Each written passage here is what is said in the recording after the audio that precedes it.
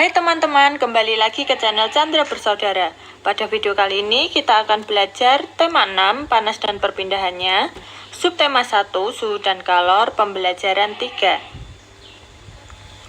Apa yang akan kita pelajari? Ya, hari ini kita akan belajar yang pertama, kesimpulan bacaan. Kemudian kita akan belajar hak dan kewajiban, dan yang terakhir kita akan belajar interaksi manusia dengan lingkungannya dan pengaruhnya. Ya, sebelumnya jangan lupa subscribe ya, supaya tidak ketinggalan video selanjutnya.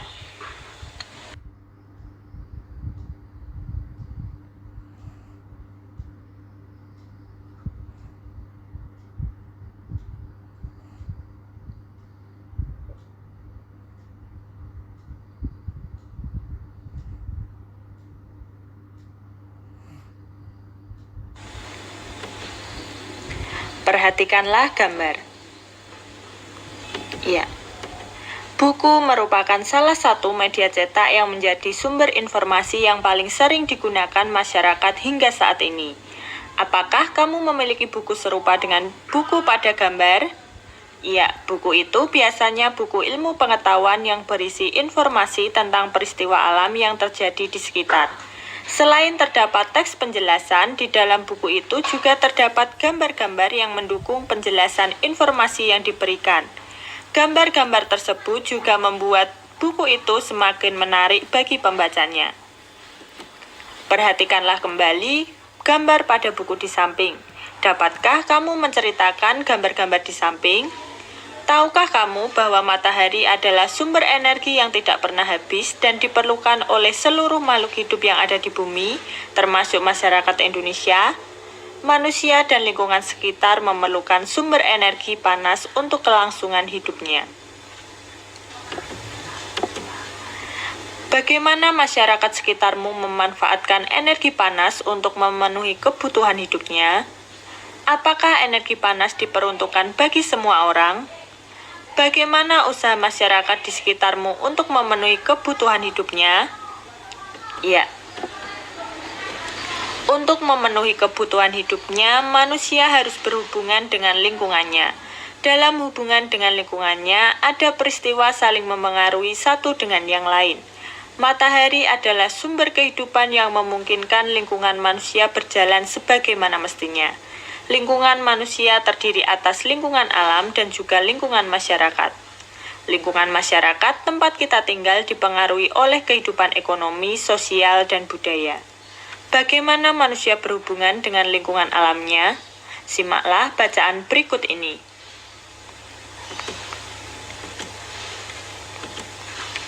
Manusia dengan lingkungan alam.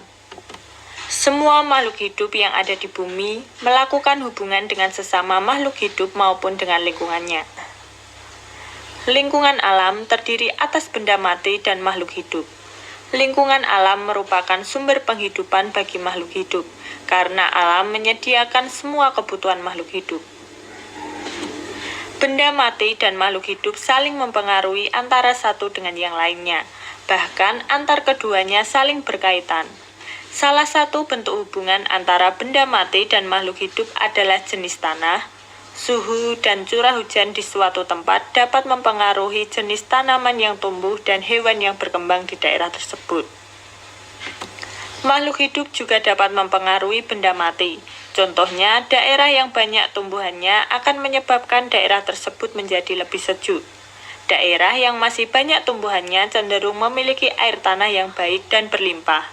Hal ini terjadi karena tanaman membantu tanah untuk menahan air dan menyimpannya di dalam tanah dengan baik. Bagaimana dengan manusia? Ya, hubungan antara manusia dan lingkungan alam dapat dikelompokkan menjadi dua. Pertama, hubungan yang membuat manusia harus dapat menyesuaikan diri dengan alam. Kedua adalah hubungan yang membuat manusia dapat memanfaatkan alam sekitarnya. Salah satu cara manusia untuk menyesuaikan diri dengan alam adalah dengan mempelajari peristiwa alam yang ada di lingkungannya. Para petani harus menyesuaikan waktu tanam dengan musim hujan agar tanamannya dapat tumbuh dengan baik. para nelayan memilih waktu untuk berlayar menyesuaikan dengan keadaan cuaca agar terhindar dari bencana dan memperoleh tangkapan ikan yang banyak.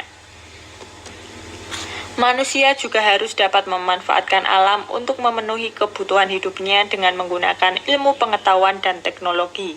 Contohnya, untuk menanggulangi akibat kemarau panjang yang menyebabkan menurunnya hasil pertanian, manusia mencoba membuat hujan buatan. Pembuatan hujan buatan ini tentu dengan menggunakan pengetahuan dan teknologi. Bacalah kembali bacaan dengan seksama, kemudian jawablah pertanyaan berikut ini. Yang pertama, apa judul bacaan? Ya, judulnya Manusia dengan Lingkungan Alam.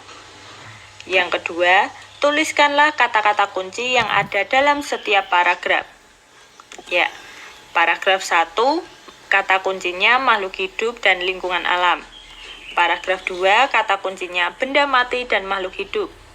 Paragraf 3, kata kuncinya makhluk hidup dan benda mati. Paragraf keempat, kata kuncinya hubungan, menyesuaikan diri dan memanfaatkan alam. Paragraf 5, kata kuncinya manusia, alam, ilmu pengetahuan, dan teknologi. Nomor 3, buatlah sebuah pertanyaan dengan menggunakan kata kunci yang kamu tentukan dari setiap paragraf pada bacaan. Ya, contohnya, mengapa makhluk hidup dapat mempengaruhi benda mati? Nah, kemudian nomor 4, buatlah paling sedikit 2 pertanyaan tentang bacaan yang ingin sekali kamu ketahui lebih dalam. Ya, contohnya yang pertama, bagaimana seharusnya manusia memanfaatkan alam? Pertanyaan kedua, bagaimana cara membuat hujan buatan? Ya, nomor 5. Apa yang dapat kamu simpulkan dari bacaan? Kesimpulan. Makhluk hidup melakukan hubungan dengan sesama makhluk hidup dan lingkungannya. Makhluk hidup juga dapat mempengaruhi benda mati. Manusia memanfaatkan alam menggunakan ilmu pengetahuan dan teknologi. Kemudian jawablah pertanyaan berikut ini berdasarkan bacaan. Yang pertama, apa yang dimaksud dengan lingkungan alam? Iya, lingkungan alam terdiri atas benda mati dan makhluk hidup yang saling berinteraksi. Pertanyaan kedua, apa saja interaksi yang terjadi dalam lingkungan alam? Iya, interaksi antara benda mati dengan makhluk hidup, interaksi antara makhluk hidup dengan makhluk hidup lainnya. Kemudian nomor 3, jelaskanlah salah satu contoh bentuk interaksi antara lingkungan yang terjadi atas lingkungan benda hidup dan benda mati. Ya, daerah yang banyak tumbuhannya akan membuat suhu udara menjadi lebih sejuk. Pertanyaan nomor 4, jelaskanlah interaksi apa saja yang terjadi antara manusia dengan lingkungan alamnya. Ya, interaksi antara manusia dan lingkungan alam dapat dikelompokkan menjadi 2, yaitu interaksi yang menyesuaikan diri dengan alam dan interaksi yang memanfaatkan alam. Pertanyaan kelima, berikanlah contoh bentuk interaksi antara manusia dengan lingkungan alam yang kamu ketahui. Ya, contohnya para petani harus menyesuaikan waktu tanam dengan musim penghujan agar tanamannya dapat tumbuh dengan baik. Contoh lainnya, para nelayan memilih waktu untuk berlayar menyesuaikan dengan keadaan cuaca agar terhindar dari bencana dan memperoleh tangkapan ikan yang banyak. Selanjutnya, berdasarkan bacaan, jawablah beberapa pertanyaan berikut ini. Yang pertama, jelaskanlah pokok pikiran di setiap paragraf dengan menggunakan tabel berikut. Lengkapi juga dengan informasi penting pada setiap paragrafnya. Ya, disajikan tabel dengan 3 kolom. Yang pertama, paragraf, kemudian pokok pikiran dan informasi penting. Nah, kita akan membahas satu persatu. Yang pertama, paragraf 1, pokok pikirannya hubungan makhluk hidup dengan lingkungan. Informasi pentingnya, lingkungan alam terdiri atas benda mati dan makhluk hidup. Lingkungan alam menyediakan semua kebutuhan makhluk hidup. Kemudian paragraf 2, pokok pikirannya, benda mati dan makhluk hidup saling mempengaruhi. Informasi pentingnya, bentuk hubungan antara benda mati dan makhluk hidup adalah jenis tanah, suhu dan curah hujan mempengaruhi jenis tanaman yang tumbuh dan hewan yang berkembang. Paragraf ketiga, pokok pikirannya, makhluk hidup dapat mempengaruhi benda mati. Informasi pentingnya, daerah yang banyak tumbuhannya menjadi lebih sejuk dan air tanah yang berlimpah. Tanaman membantu tanah untuk menahan air dan menyimpannya. Paragraf keempat, pokok pikirannya, hubungan antara manusia dan lingkungan alam. Informasi pentingnya, hubungan yang membuat manusia harus dapat menyesuaikan diri dengan alam. Hubungan yang membuat manusia dapat memanfaatkan alam sekitarnya. Paragraf kelima, pokok pikirannya, pemanfaatan alam oleh manusia. Informasi pentingnya, untuk menanggulangi akibat kemarau panjang, manusia membuat hujan buatan dengan menggunakan pengetahuan dan teknologi.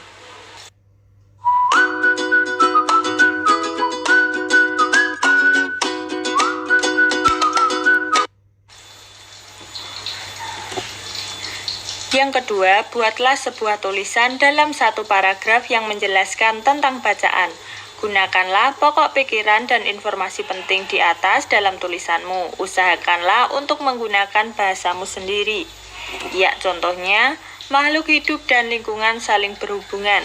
Selain dengan lingkungan makhluk hidup, juga berhubungan dengan benda mati. Makhluk hidup dapat mempengaruhi benda mati. Ada dua macam hubungan antara manusia dengan alam, yaitu manusia menyesuaikan diri dengan alam dan pemanfaatan alam oleh manusia. Manusia memanfaatkan alam menggunakan ilmu pengetahuan dan teknologi yang mereka miliki. Perhatikanlah lingkungan sekitar tempat tinggalmu. Berdasarkan keterangan pada bacaan tentang interaksi manusia dengan lingkungannya, cobalah lakukan pengamatan terhadap lingkungan di sekitarmu. Gunakan pertanyaan berikut ini sebagai panduanmu. Ya, yang pertama, bagaimana kondisi geografis lingkungan di daerah tempat tinggalmu? Apakah termasuk daerah pantai, pegunungan, atau dataran? Ya, pertanyaan kedua, apa pekerjaan utama orang-orang di sekitarmu? Ya, nah di sini disajikan daerah tempat tinggal dan pekerjaan utama penduduk. Yang pertama pegunungan, pekerjaan utama penduduk petani. Kemudian daerah tempat tinggal dataran tinggi, pekerjaan utamanya juga petani. Kemudian yang ketiga dataran rendah, pekerjaan utamanya juga petani. Dan yang keempat ada pantai, pekerjaan utamanya yakni nelayan. Pertanyaan ketiga, apa saja bentuk interaksi masyarakat sekitarmu dengan lingkungan alamnya? Lengkapilah tabel berikut. Perhatikan contoh. Ya, disajikan tabel bentuk interaksi masyarakat dengan alam dan hasil interaksi dengan lingkungan alam. Yang pertama, bentuk interaksinya bercocok tanam. Hasil interaksi dengan lingkungan alamnya mudah mendapatkan sayuran dan buah-buahan. Yang kedua, menjadi nelayan. Hasil interaksinya mendapatkan berbagai jenis ikan.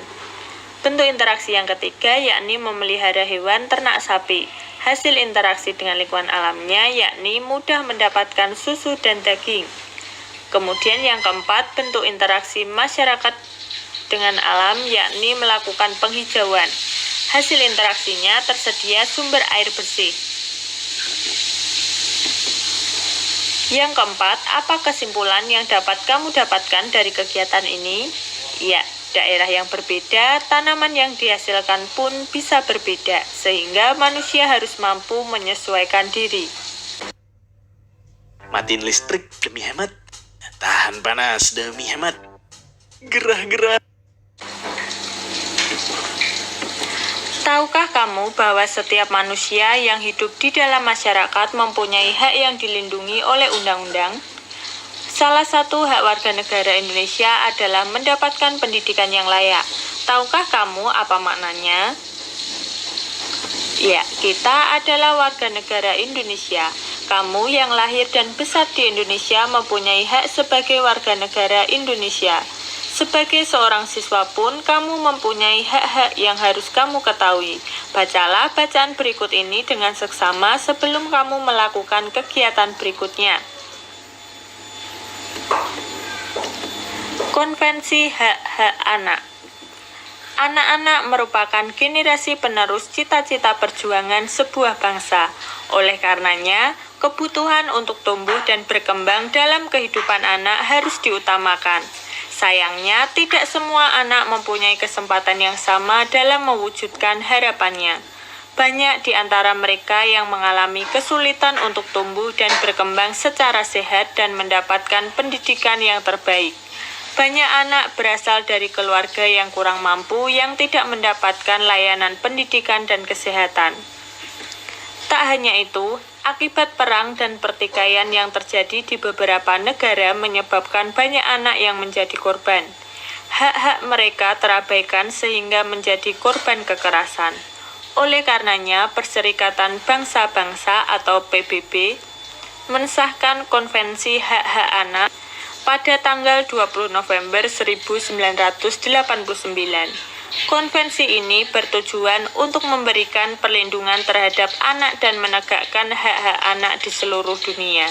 Konvensi Hak Anak merupakan sebuah dokumen yang dibuat oleh Perserikatan Bangsa-Bangsa atau PBB yang secara resmi memberikan hak-hak kepada anak-anak sedunia. Dokumen ini juga telah diratifikasi atau disetujui oleh hampir semua pemimpin negara yang ada di dunia. Indonesia menjadi salah satu negara yang mendukungnya pada tahun 1996. Apa saja hak-hak anak menurut Konvensi Hak-Hak Anak? Ya, menurut konvensi ini, hak anak dikelompokkan dalam 4 golongan, yaitu yang pertama, hak kelangsungan hidup, hak untuk melestarikan dan mempertahankan hidup dan memperoleh standar kesehatan tertinggi dan perawatan yang sebaik-baiknya. Apakah kamu tahu nama lengkap kedua orang tuamu? Apakah kamu tahu asal-usul kedua orang tuamu? Apakah kamu tahu asal-usul keluargamu? Setiap anak berhak tahu keluarganya dan identitas dirinya. Yang kedua, hak perlindungan. Perlindungan dari diskriminasi, eksploitasi, kekerasan, dan keterlantaran. Kamu memiliki hak yang sama dengan anak-anak lain untuk melakukan kegiatan keagamaanmu atau melakukan kegiatan perayaan tradisimu. Sebagai seorang anak, kamu belum boleh bekerja, dan kamu berhak diperlakukan secara baik tanpa kekerasan. Yang ketiga, hak tumbuh kembang. Hak memperoleh pendidikan dan hak mencapai standar hidup yang layak bagi perkembangan fisik, mental, spiritual, moral, dan sosial. Kamu memiliki hak untuk sekolah, mendapatkan tempat tinggal, mendapatkan makanan dan minuman yang layak.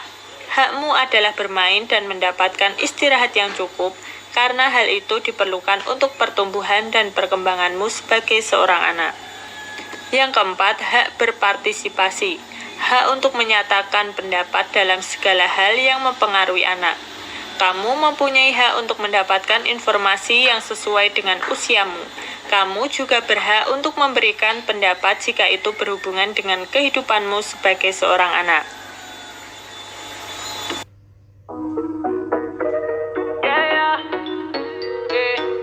Kejar mimpi-mimpimu. Sambut hari baru dengan tekad yang baru, buka lembar baru, melangkah lebih maju. Waktu kan berganti, kita siap hadapi hingga akhir nanti, bersama mengejar mimpi. Saatnya melesat, kita bulatkan tekad, ini waktu yang tepat menjadi yang terhebat. Berdasarkan bacaan, lakukanlah kegiatan berikut. Yang pertama, tuliskan beberapa kata-kata sulit yang belum kamu pahami. Cari tahu makna kata tersebut dengan mendiskusikannya bersama teman dan gurumu. Ya, nah kita akan menuliskannya dalam bentuk tabel kata sulit dan maknanya. Yang pertama, kata sulitnya konvensi, maknanya permufakatan atau kesepakatan. Yang kedua, ratifikasi, maknanya pengesahan dokumen negara, khususnya pengesahan undang-undang, perjanjian antar negara, dan persetujuan hukum internasional. Yang ketiga, identitas, ciri-ciri atau keadaan khusus seseorang. atau jati diri. Yang keempat, diskriminasi, maknanya pembedaan perlakuan terhadap sesama warga negara. Yang kelima, eksploitasi, pemanfaatan untuk keuntungan sendiri. Yang kedua, buatlah daftar hak anak yang kamu dapatkan dari bacaan. Ya, catatlah hak-hak tersebut.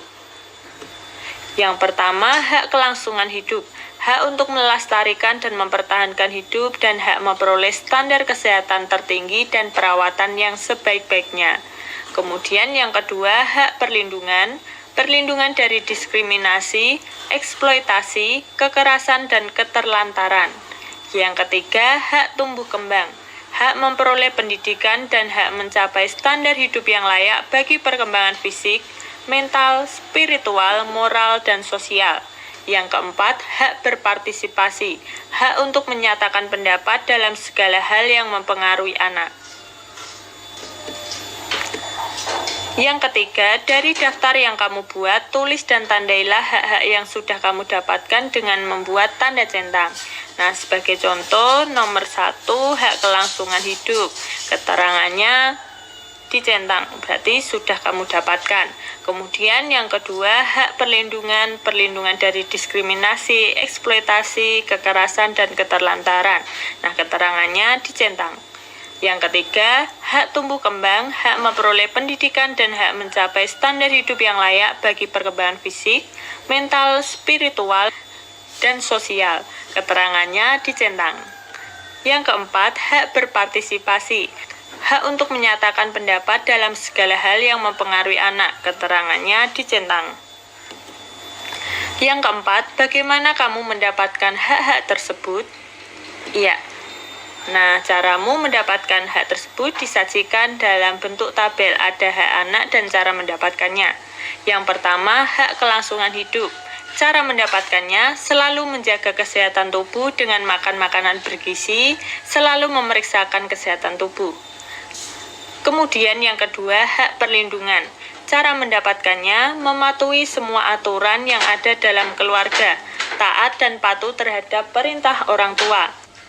Hak yang ketiga, hak tumbuh kembang. Cara mendapatkannya, belajar dengan tekun dan sungguh-sungguh, memanfaatkan waktu dengan bijak untuk bermain dan belajar. Dan yang keempat, hak berpartisipasi. Cara mendapatkannya, mendengarkan dan melaksanakan nasihat orang tua, kemudian menyampaikan pendapat dengan sopan. Tahukah kamu tentang hakmu sebagai siswa? Bacalah artikel berikut ini dengan seksama. Ya, hak-hak seorang siswa. Setiap warga negara mempunyai hak yang sama untuk memperoleh pendidikan. Setiap anak yang menjadi warga negara berhak atas kesempatan untuk mengikuti pendidikan. Hal ini sesuai dengan Konvensi Hak Anak yang ditandatangani pemerintah Indonesia.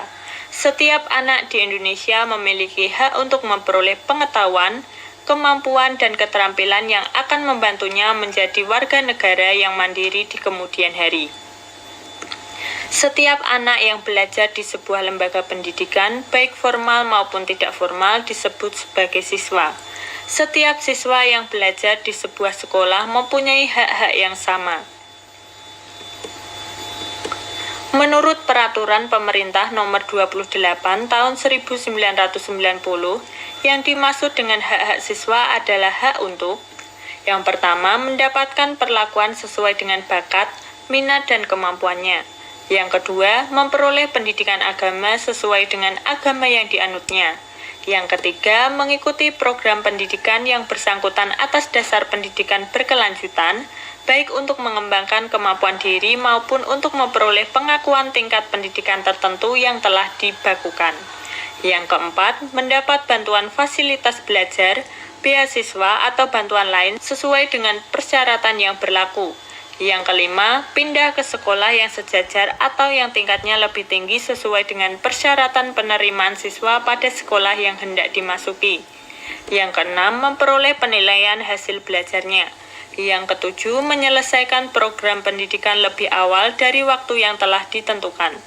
Yang kedelapan, mendapat pelayanan khusus bila mana menyandang cacat. Perhatikan daftar hak siswa tersebut. Pahamilah kalimat pada setiap bagian tersebut, lalu tuliskanlah kembali dengan menggunakan kata-katamu sendiri. Jika kamu mengalami kesulitan untuk memahami kata-kata sulit, gunakan Kamus Besar Bahasa Indonesia untuk membantumu. Nah, berikut ini adalah contoh menuliskan kembali mengenai bacaan. Setiap warga negara mempunyai hak yang sama untuk memperoleh pendidikan. Setiap siswa yang belajar di sebuah sekolah mempunyai hak-hak yang sama. Menurut Peraturan Pemerintah Nomor 28 Tahun 1990, yang dimaksud dengan hak-hak siswa adalah hak untuk mendapat perlakuan sesuai dengan bakat, minat, dan kemampuannya, kemudian memperoleh pendidikan agama sesuai dengan agama yang dianutnya, mengikuti program pendidikan yang bersangkutan, mendapat bantuan fasilitas belajar, pindah ke sekolah yang sejajar atau yang tingkatnya lebih tinggi, memperoleh penilaian hasil belajarnya, menyelesaikan program pendidikan lebih awal, dan mendapat pelayanan khusus bila mana menyandang cacat. Nah, hak adalah milik, kepunyaan, kewenangan untuk berbuat sesuatu karena telah ditentukan oleh undang-undang, aturan, dan sebagainya. Demikian pembelajaran pada video kali ini, semoga bermanfaat ya, dan sampai jumpa di pembelajaran berikutnya. Bye-bye.